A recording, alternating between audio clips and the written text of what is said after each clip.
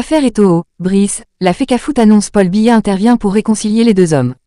L'atmosphère était lourde autour de l'équipe nationale du Cameroun ces derniers jours. Les tensions entre le président de la Fédération camerounaise de football, FECAFOOT, Samuel Eto'o, et le sélectionneur des Lions indomptables, Marc Brice, menaçaient de s'envenimer, mettant en péril la préparation de l'équipe pour les prochains matchs de qualification à la Coupe du Monde 2026. Mais grâce à l'intervention décisive du président de la République, S.E. Paul Biya, une réconciliation salvatrice a finalement eu lieu. Lors d'une conférence de presse émouvante, tenue ce jeudi au siège de la FECAFOOT, Samuel Eto'o et Marc Brice ont tous deux exprimé leur volonté de travailler main dans la main pour le bien du football camerounais. Eto'o a commencé par présenter ses sincères excuses à Brice. Je commencerai par vous présenter mes excuses, car lors de notre première malheureuse rencontre, il y a eu beaucoup d'émotions.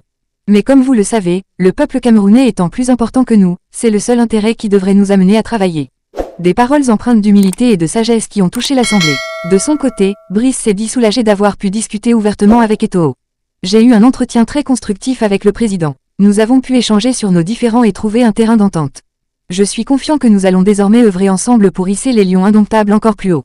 Des mots remplis d'espoir qui ont résonné dans le cœur de tous les supporters camerounais.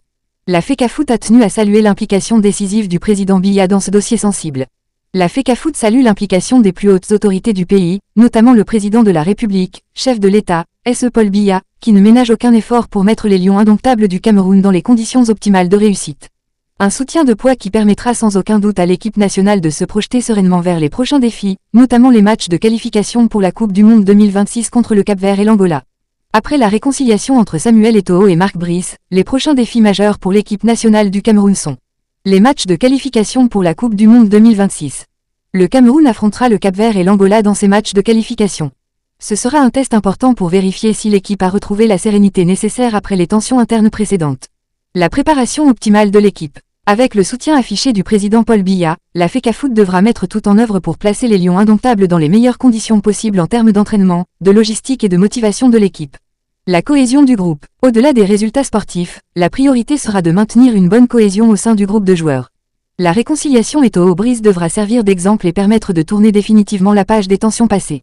La quête d'un premier titre mondial. Le Cameroun n'a encore jamais remporté la Coupe du Monde. Après avoir atteint les quarts de finale en 1990, l'objectif sera de faire mieux lors de la Coupe du Monde 2026 et d'enfin décrocher le titre suprême pour le football africain.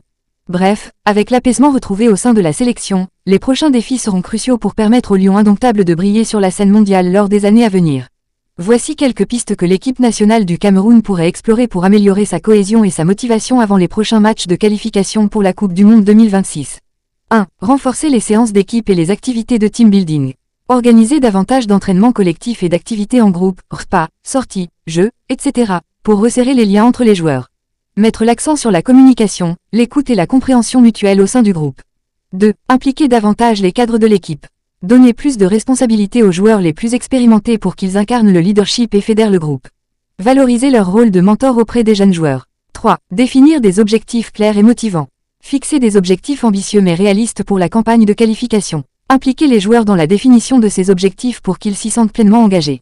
4. Renforcer le lien avec les supporters. Organiser des rencontres entre l'équipe et les fans pour créer une dynamique positive. Faire participer les supporters à la préparation des matchs, encouragement, mobilisation, etc. 5. S'appuyer sur l'expérience du staff technique. Le tandem Eto'o-Brice doit maintenant faire preuve de stabilité et de vision à long terme.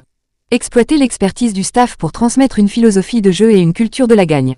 En combinant ces différentes initiatives, l'équipe nationale du Cameroun pourra resserrer les liens entre ses joueurs et retrouver la motivation nécessaire pour relever les défis à venir.